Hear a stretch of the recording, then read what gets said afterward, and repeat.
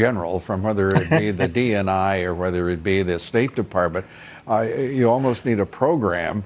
Suddenly, inspectors general are at the forefront of so much that of import.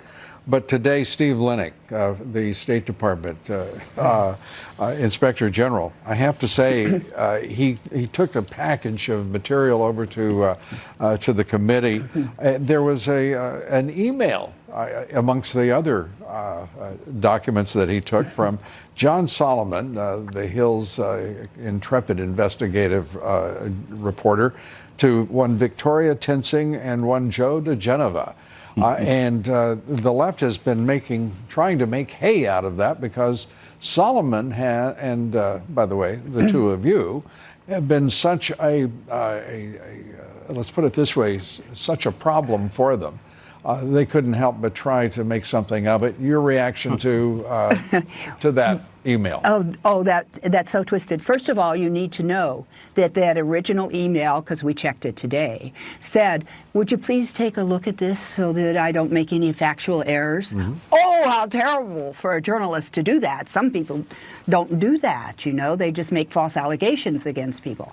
And that's why John sent it to us, because he knows we know Ukraine. Right. And he didn't want to make any mistakes. Now, why did somebody take off that message and then start to make false allegations against John? You know John is getting good, and he's really getting deep into these cases because they're attacking him relentlessly. Let me give you an example. And no one has broken more on this the nation's worst political scandal in history than John Solomon. John's a real reporter, one of the few left in America. But let me point out something, and this is a very good example, because it's months ago.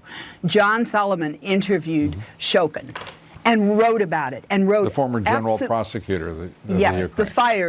The fired prosecutor general of Ukraine, who now says that he was investigating Biden's son. But he was saying it back then, several months ago, and guess what? The mainstream media ignored it. And only when Rudy Giuliani came out and said, "Here it is, I've got Shokin's statement," now they don't ignore it, because they can't. So now they attack the prosecutor general and Rudy and John Solomon. That's the way it goes. Those attacks it seems multiplying as this impeachment inquiry gets hotter and hotter.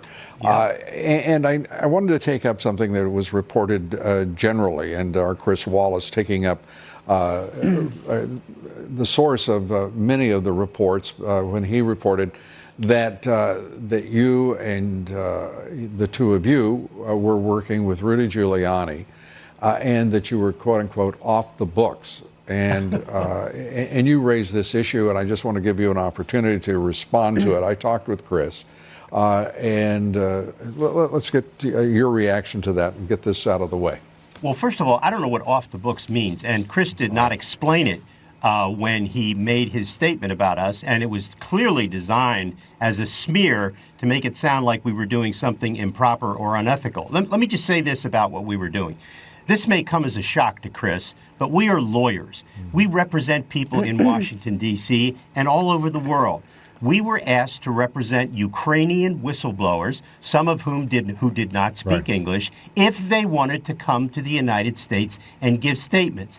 We never went to the Ukraine. We never represented anybody. But somebody lied to Chris Wallace and said that we did, and we told the president all about it, which is absolutely false. And by the way, Chris called and talked to us about it, and I went off the record as anybody. You know, I know to do that. Which is what Chris told me. That's right. Well, because if you do that, I mean, I've dealt with journalists for so many years. I always, when I'm explaining something, say this is off the record. And then if they want something particular, they come back. Chris never did that. He didn't say, I'm going to accuse you of a crime and of violating the attorney-client privilege. He didn't say that. If he had said that, I certainly would have given him a statement. Well, you've given your statement here tonight, and we appreciate that. And Chris Wallace, I'm sure he appreciates it as well. I'm sure he does. A particular coincidence of off the record and lost opportunities for denials. In a smear job, nobody's going to try to smear you guys. You're too bright and too effective. I don't believe that for a minute. We'll be back with you, and you can straighten me out on that or anything else you want. No. But I want to hear more about where we're going with this. I love what Rudy calls it, illicit impeachment inquiry. Not much inquiry, a lot of asserting from the left. We'll have more with Victoria and Joe. Stay with us right after this quick break. We return.